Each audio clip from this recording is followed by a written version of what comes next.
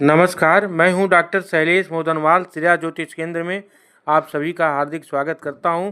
एक नए विषय के साथ उपस्थित हुआ हूं।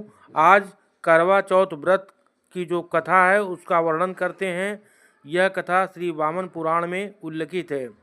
एक बार द्रौपदी ने अपने कष्टों के निवारण के लिए भगवान श्री कृष्ण से कोई उपाय पूछा तो उन्होंने एक कथा सुनाई। किसी समय इंद्रप्रस्थ में वेद शर्मा नामक एक विद्वान ब्राह्मण रहता था। उसकी पत्नी लीलावती से उसके परम तेजस्वी 7 पुत्र और एक सुलक्षणा वीरावती नामक पुत्री पैदा हुई। वीरावती के युवा होने पर उसका विवाह एक उत्तम ब्राह्मण से कर दिया गया।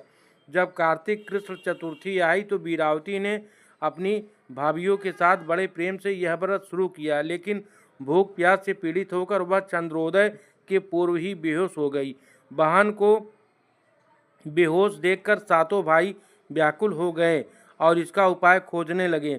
उन्होंने अपनी लाडली बहन के लिए पेड़ के पीछे से जलती मशाल का उजाला दिखाकर बहन को होश में लाकर चंद्रोदय निकलने की सूचना दी तो उसने विधि पूर्वक अर्घ्य देकर भोजन कर लिया। ऐसा करने से उसके पति की मृत्यु हो गई। अपने पति के मृत्यु से वीरावती व्याकुल हो उठी। उसने अन्न जल का त्याग कर दिया। उसी रात्रि में इंद्राणी पृथ्वी पर विचरण करने आई। ब्राह्मण पुत्री ने उससे अपने दुख का कारण पूछा तो इंद्राणी ने बताया, हे वीरावती, तुमने अपने पिता के घर पर करक चतुर्थी का व्रत किया था, पर वास्तविक चंद्रोदय के होने से पहले ही अर्घ्य देकर भोजन कर लिया, इसलिए तुम्हारा पति मर गया।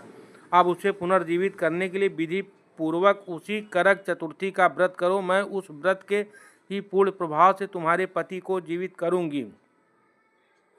वीरावती ने 12 मास की चौथ सहित करवा चौथ का व्रत पूर्ण विधानानुसार किया तो इंद्राणी ने अपनी प्रतिज्ञा के अनुसार प्रसन्न होकर चुल्लू भर पानी उसके पति के मृत शरीर पर छिड़क दिया।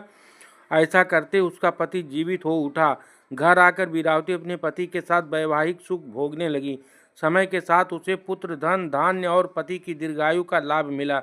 जो सुहागिन नारी विधि पूर्वक इस व्रत का पालन करती हैं उसके सारे दुख दूर हो जाते हैं और वह अपने पति के साथ जीवन भर आनंद पूर्वक रहती है। तो यह था करवा चौथ व्रत की कथा। वीडियो अच्छा लगा हो तो लाइक करें, शेयर करें। फिर मिलेंगे अगले वीडियो में, तब तक के लिए नमस्कार।